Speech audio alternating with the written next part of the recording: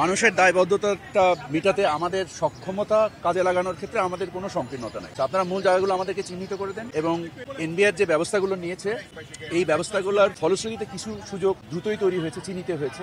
কিছু সুযোগ তৈরি হওয়ার ক্ষেত্রে, কারণ এটা একটা গতিশীল বিষয়। এই গতিশীল বিষয়ে আপনারা যখন জানেন, যখন জোয়ার ভাটা, এই দুইটা জিনিসই একটা সময়ের পরিক্রমায় ঘটে। সো এই সময় পরিক্রমাটার জন্য আমরা আশা করি যে ধরনের মূল্যস্ফীতি ঘটেছে বাজারে, আলুর ক্ষেত্রে দুঃখজনকভাবে অনেক মূল্যস্ফীতি ঘটেছে। সো এটা নিয়ন্ত্রণে আনার জন্য কিছু তাৎক্ষণিক পদক্ষেপ এবং কিছু দীর্ঘমেয়াদী পদক্ষেপ আমরা নিচ্ছি এবং ইনশাআল্লাহ আপনারা এর ফল পাবেন। মাননীয় উপদেষ্টা, একটা বিষয় হয় সেটা হচ্ছে যে যেসব সিন্ডিকেটের কথা শোনা যায় এগুলাকে দমন করার জন্য এখনকার যে চলমান কার্যক্রম, অর্থাৎ ভোক্তা অধিকারের অভিযান বা শুল্ক প্রত্যাহার বলা হচ্ছে, এগুলো করলে হবে না, আপনাদেরকে আরো কঠোর হতে হবে।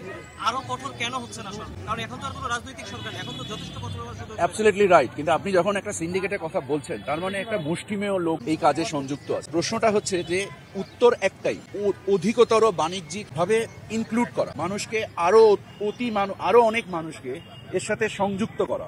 আমাদের প্রচেষ্টা বাণিজ্য মন্ত্রণালয়ের পক্ষ থেকে আমদানির বিভিন্ন শুল্ক, বিভিন্ন বাধাকে মানে দূর করে আমরা আরো অধিকতর লোককে সংযুক্ত করতে চেষ্টা করি। অফকোর্স এই ধরনের ব্যবসায় সংযুক্ত তো আর কালকেই হয়ে যাবে না।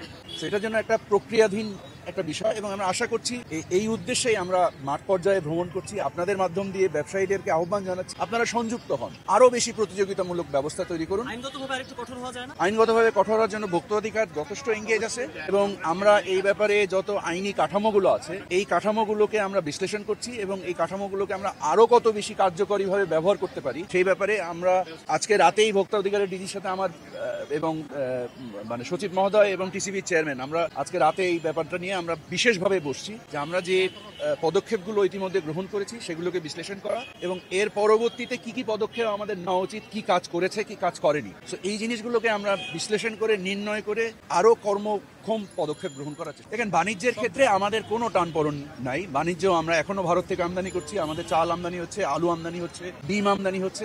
তো আমি বাণিজ্যের ক্ষেত্রে আমার কর্মকাণ্ড রাজনৈতিক না, আমার কর্মকাণ্ড হচ্ছে পরিপূর্ণভাবে বাণিজ্যিক। তো আমার কাছে Bharat, Pakistan, China is no issue. আমি সবাইকে সংযুক্ত করতে চাই। যেমন আপনারা সিন্ডিকেট বলছেন, আমরা যদি এখন দেশ হিসেবেও সিন্ডিকেটেড হয়ে যাই তাহলে তো সমস্যা। আমাদেরকে উদার ব্যবস্থা নিতে হবে এবং উদার ব্যবস্থার মধ্যে চাহিদা যোগানের একটা ভারসাম্য রক্ষা করতে হবে।